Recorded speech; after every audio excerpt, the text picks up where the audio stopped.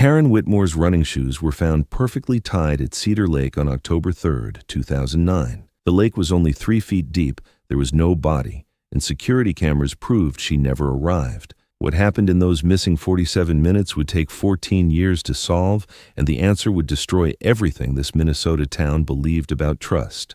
At 6:47 a.m. on that crisp October morning, Karen Whitmore laced up her bright blue Asics running shoes in her second-floor apartment at Maple Ridge Commons, the same routine she'd followed for 3 years since moving to Edina, Minnesota. The 28-year-old physical therapist had completed her Doctor of Physical Therapy program at the University of Minnesota just 2 years earlier, and had quickly established herself as one of the most dedicated professionals at Westside Rehabilitation Center. Her morning runs weren't just exercise, they were meditation, preparation, and the foundation of a disciplined life that her colleagues and patients had come to admire.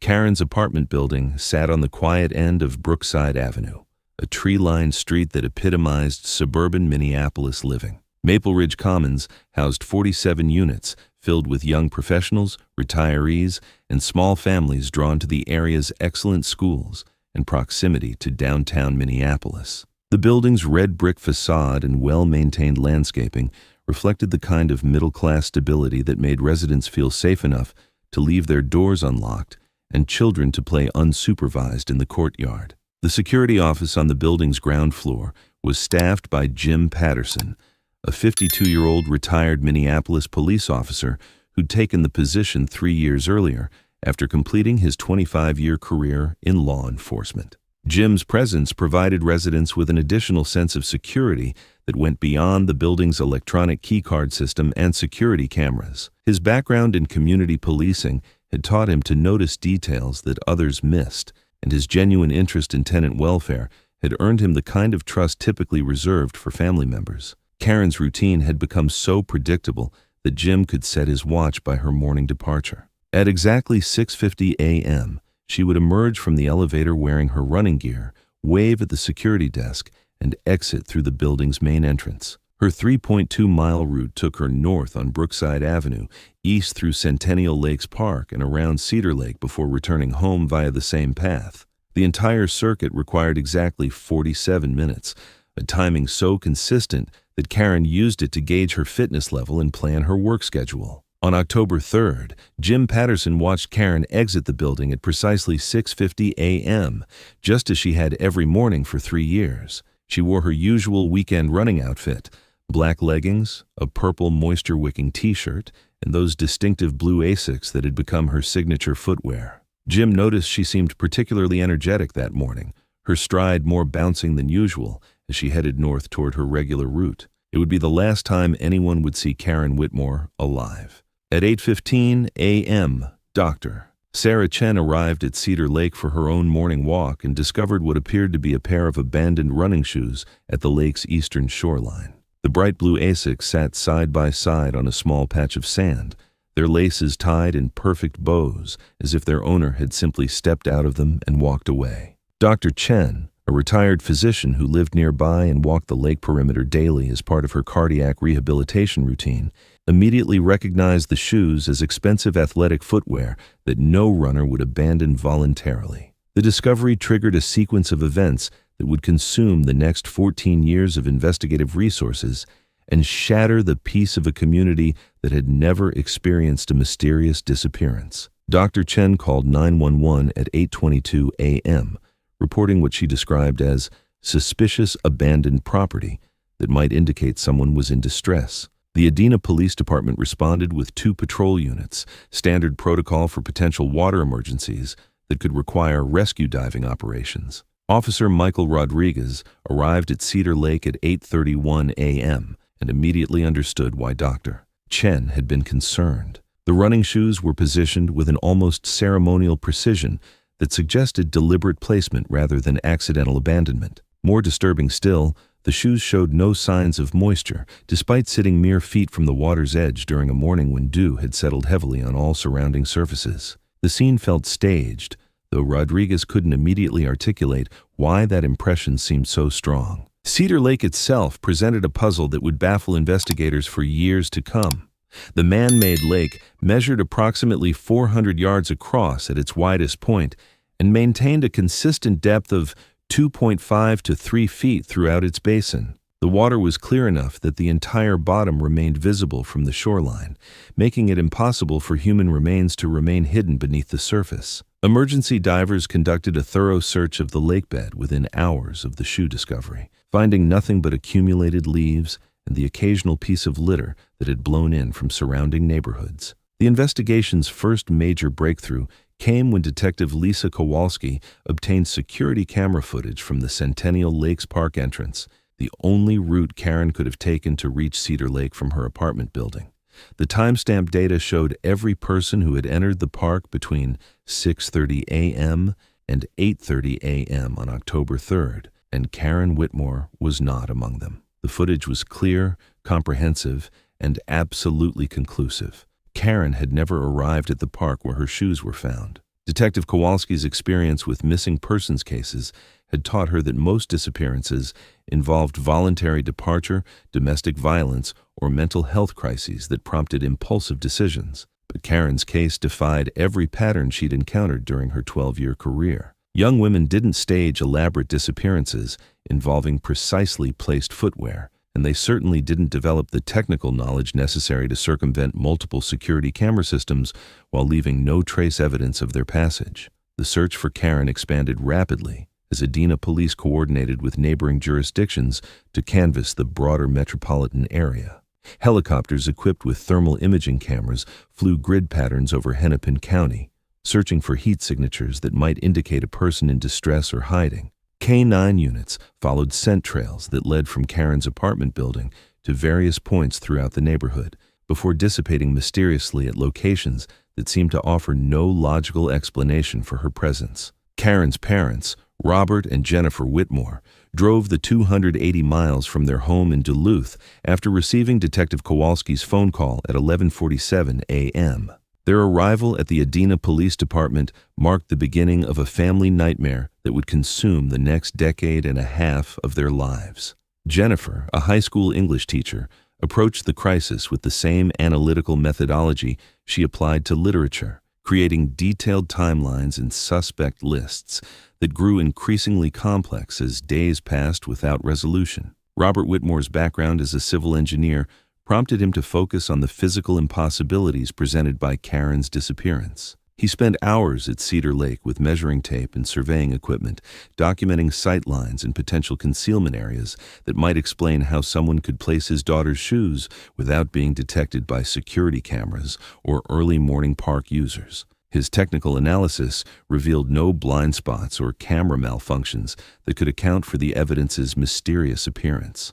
The first suspect in Karen's disappearance emerged from her personal relationships rather than stranger abduction theories. Marcus Williams, her ex-boyfriend from graduate school, had been calling her apartment repeatedly during the weeks preceding her disappearance, leaving voicemail messages that became increasingly aggressive as Karen continued to avoid his contact attempts. Marcus had struggled with alcohol dependency during their relationship, and his behavior following their breakup suggested potential escalation toward violence. Detective Kowalski's investigation into Marcus Williams consumed 3 weeks of intensive surveillance and background research. Marcus worked as a commercial insurance adjuster in downtown Minneapolis, a position that required him to travel throughout the metropolitan area and maintain detailed knowledge of locations where suspicious claims might be investigated. His professional expertise in identifying staged accidents and fraudulent scenarios raised disturbing questions about whether he possessed the skills necessary to orchestrate Karen's disappearance.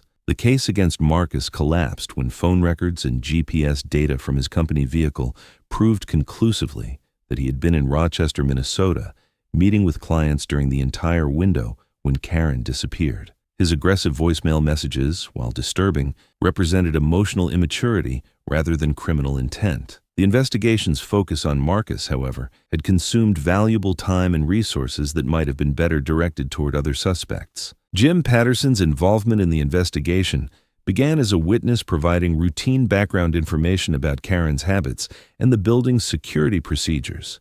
His law enforcement experience made him an ideal liaison between the detective team and Maple Ridge Commons residents, and his intimate knowledge of Karen's daily routine provided investigators with their most detailed timeline of her final morning. Patterson volunteered to review security footage from the building's cameras, his trained eye identifying details that civilian observers might miss. The security footage from Maple Ridge Commons revealed Karen's normal departure at 6:50 a.m., but it also captured something that investigators initially dismissed as routine building maintenance. At 7:23 a.m., Jim Patterson had left his security desk and exited through the building's rear entrance, a fire door that opened onto the employee parking area where he kept his personal vehicle. Patterson explained that he'd received a text message about a minor traffic accident involving his elderly neighbor and had driven to provide assistance, a story corroborated by the neighbor and local police reports.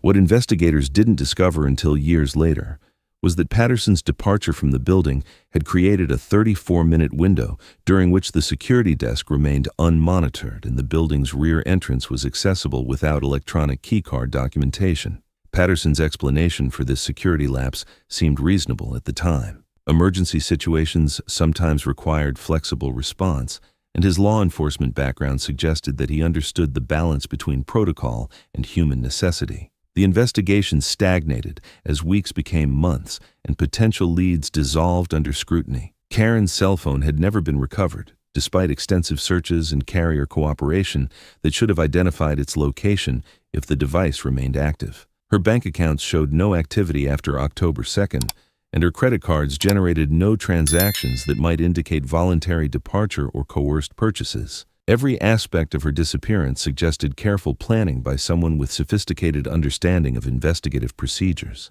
Karen's memorial service at Adena Community Church drew over 300 mourners, reflecting the impact she'd made during her brief professional career and her involvement in community organizations. Physical therapy patients shared stories of her compassionate care and encouragement during their recovery processes. Colleagues described her dedication to continuing education and her plans to specialize in pediatric rehabilitation, dreams that would never be realized. Jim Patterson attended the memorial service in his dress uniform, the same blue outfit he'd worn during his police retirement ceremony 3 years earlier. His presence provided comfort to residents who were struggling with their own safety concerns in the wake of Karen's disappearance. Several elderly tenants mentioned that Jim's security presence was the primary reason they'd chosen to live at Maple Ridge Commons, and they appreciated his continued vigilance during such uncertain times. The case entered cold status in March 2010, 6 months after Karen's disappearance, when active investigative leads had been exhausted without producing viable suspects or physical evidence. Detective Kowalski transferred to the robbery division, and Karen's case joined hundreds of other unsolved files in the Hennepin County Cold Case database. The Whitmore family maintained private investigators for 2 additional years before financial constraints forced them to accept that professional assistants couldn't accomplish what law enforcement resources had failed to achieve. Jennifer Whitmore's transformation from high school English teacher to amateur investigator mirrored the journey of countless parents whose children had vanished without explanation. Her basement became a command center filled with maps, photographs, and theories that she pursued with academic rigor but amateur resources. She corresponded with families of other missing persons, attended conferences on investigative techniques, and maintained a blog that detailed every aspect of Karen's case for anyone who might possess relevant information. The breakthrough that would eventually solve Karen's case began in an unlikely location, the University of Minnesota's Forensic Science Laboratory, where graduate student Amanda Torres was researching DNA extraction techniques from degraded textile evidence. Amanda had selected Karen's purple running shirt as a test subject for her thesis project, reasoning that 3-year-old fabric evidence would present the kind of challenges that forensic technicians encountered in real cold cases. Amanda's enhanced DNA extraction process revealed trace amounts of genetic material that had been missed during the initial investigation in 2009. The original forensic analysis had focused on obvious evidence sources like bloodstains and saliva deposits, but Amanda's research targeted microscopic skin cells that might have transferred during brief physical contact. Her technique recovered partial DNA profiles from several locations on Karen's shirt, including microscopic blood deposits that suggested minor injury during a struggle. The genetic profiles extracted from Karen's shirt were entered into the Combined DNA Index system in 2015, but the initial search produced no matches against convicted offender databases. The DNA belonged to someone who had never been arrested for a felony crime that required genetic sampling, or who had committed crimes before mandatory DNA collection became standard practice in Minnesota. The case remained dormant until 2018, when the emergence of forensic genetic genealogy provided new opportunities for identifying suspects through familial DNA relationships. Detective Sarah Martinez, who had inherited Karen's case file during a departmental reorganization, submitted the unknown genetic profile to a specialized laboratory that could compare DNA evidence against commercial genealogy databases containing millions of consumer genetic profiles. The genealogy analysis required 8 months of computer processing and genetic analysis, during which Detective Martinez continued investigating other aspects of the case while waiting for results that might finally identify Karen's abductor. The technique involved constructing family trees for genetic matches and using demographic information to narrow potential suspects based on age, geographic location, and other factors relevant to the 2009 timeframe. When the genealogy results arrived in Detective Martinez's email inbox on September 14, 2019, they contained information that would fundamentally alter the Karen Whitmore investigation. The unknown DNA profile matched genetic markers associated with the Patterson family tree, specifically indicating a connection to James "Jim" Patterson, the security guard who had been trusted with protecting the very building where Karen lived. The revelation that DNA evidence connected Jim Patterson to Karen's disappearance required Detective Martinez to completely reconstruct her understanding of the case. Patterson's position as building security guard had provided him with detailed knowledge of Karen's daily routine, access to her apartment through master keys, and the ability to monitor her movements through the building's security camera system. His law enforcement background had equipped him with investigative skills that enabled him to anticipate and counter standard police procedures. Detective Martinez began covert surveillance of Patterson while building a case that could withstand legal scrutiny. The investigation required collecting comparative DNA samples through discarded coffee cups and cigarette butts, confirming the genetic match through multiple independent tests, and establishing Patterson's opportunity to commit the crime through historical records and witness interviews. The surveillance revealed a man whose behavior suggested the psychological strain of maintaining a terrible secret for over a decade. Patterson's routine had remained remarkably consistent since 2009, but Martinez noticed subtle signs of stress that hadn't been present during the original investigation. His hands shook when handling routine paperwork, his sleep patterns showed evidence of chronic insomnia, and his alcohol consumption had increased significantly based on the number of empty bottles in his residential garbage collection. Most tellingly, Patterson had begun visiting Karen's memorial plaque in Centennial Lakes Park every Sunday evening, spending nearly an hour sitting on a nearby bench in what appeared to be silent communication with his victim.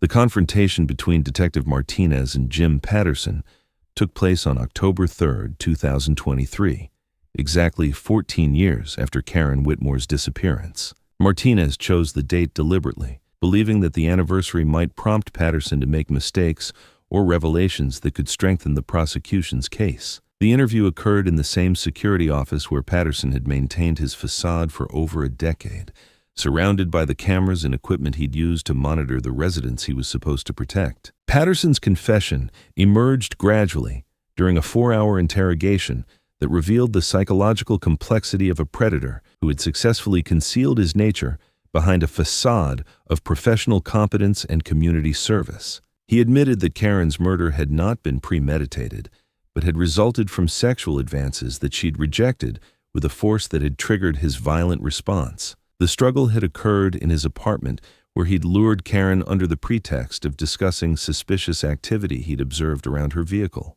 The disposal of Karen's body had required the kind of meticulous planning that only someone with law enforcement experience could execute successfully. Patterson had transported her remains to a remote location in the Superior National Forest, approximately 180 miles north of Edina, where he'd buried her in a grave that would remain undiscovered for 14 years. The placement of her running shoes at Cedar Lake had been designed to misdirect the investigation toward theories involving voluntary disappearance or accidental drowning. The recovery of Karen Whitmore's remains in November 2023 provided her family with the closure they had sought for over a decade, but it also raised disturbing questions about how many other crimes might be connected to Patterson's activities. FBI investigators reviewed unsolved cases involving young women throughout Minnesota and discovered potential links to 3 additional disappearances that had occurred during Patterson's law enforcement career and afterward. Jim Patterson's arrest and conviction represented justice for Karen Whitmore, but it also exposed systemic failures in background screening procedures that had allowed a predator to obtain positions of trust within the community. His access to vulnerable residents, detailed knowledge of their personal routines, and authority to enter their homes had created opportunities for exploitation that standard employment screening had failed to identify. The case that had consumed 14 years of investigative resources and destroyed a family's peace ultimately demonstrated both the limitations and the potential of modern forensic science. Karen's disappearance might never have been solved without advances in DNA technology that didn't exist when she vanished, but those same advances had finally provided her family with answers that brought both relief and devastating confirmation of their worst fears about human nature and misplaced trust.